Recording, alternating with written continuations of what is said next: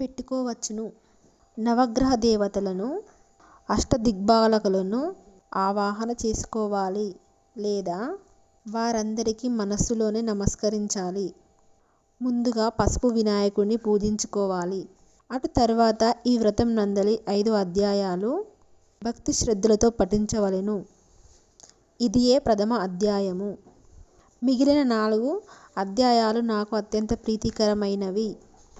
ఈ 5 అధ్యాయాలు భక్తి శ్రద్ధలతో పఠించిన ఎడల నాకు ప్రియమైన స్తోత్రంను పఠించవచ్చును.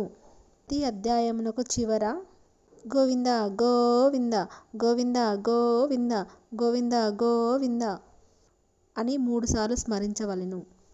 ఈ కలియుగంలో సామాన్య మానవులు అయిన మీ అందరి కష్టాలను నాకు తెలియును.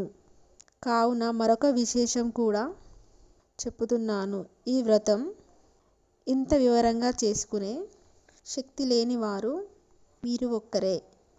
నా పటం ఎదురుగా ఉంచుకొని విఘ్నేశ్వరులకు, నవగ్రహ దేవతలకు, అష్టదిగ్పాలకులకు మనస్సులోనే నమస్కరించి ఈ 5 కథలు పఠించిన లేదా వినిన నీకు వీలున్న ఏ ఫలంను అయినా నాకు నివేదించి ప్రసాదంగా స్వీకరించవచ్చును. ఈ విధంగా చేసుకోగలిగిన మీ కార్యసిద్ధి కలదు. మీ కష్టాలన్నీ తొలగిపోవును. మీకు సకల సుఖాలు కలగగలవు.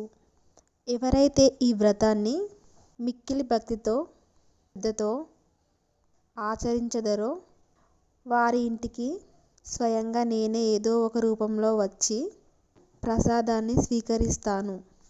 నా అనుగ్రహం మీ అందరి మీద ఉంటుంది.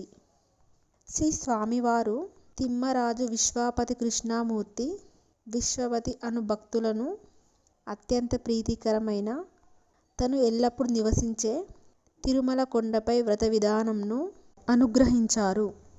కలియుగ వాసులైన మనమందరము ఈ వ్రతంను ఆచరించి శ్రీ వెంకటేశ్వర స్వామి వారి అనుగ్రహం పొంది పాత్రులు కాగలను. ఈ వ్రతం ఆచరించినంకనే మన కష్టాలన్నీ తొలగిపోయి అనేక శుభ ఫలితాలు పొందవచ్చును. ఏడుకొండలవాడ వెంకటరమణ గోవింద గోవింద గోవింద గోవింద గోవింద. ప్రథమ అధ్యాయము సమాప్తము. శ్రీకాంతాయ కళ్యాణ నిధియే నిధియే శ్రీ వెంకటేశాయ శ్రీనివాసాయ మంగళం. శ్రీ వెంకటేశ్వర స్వామి వ్రతకల్పం ద్వితీయ అధ్యాయం. శ్రీ విశ్వామిత్ర వాచ. ఈ అధ్యాయాన్ని మహాసంపన్నులైన సాక్షాత్తు విశ్వామిత్రుల వారు అనుగ్రహించారు.